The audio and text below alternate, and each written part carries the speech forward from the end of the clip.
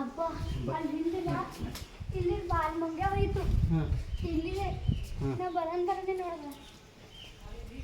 ಒಂದು ಲಿಂಗ ಚಾ ಮಾಡಿರಿ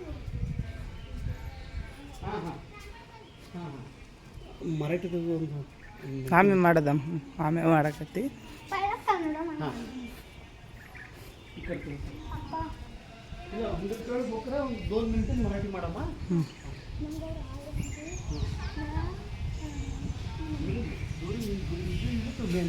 ತೊಗೊಂಡು ಇಲ್ಲಿನ ಗುಡಿಗಳೇ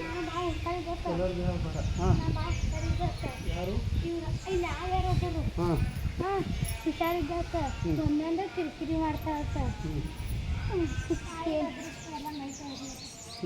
ನಮ್ಗೆ ದರ್ಶನ ಸಿಕ್ಕ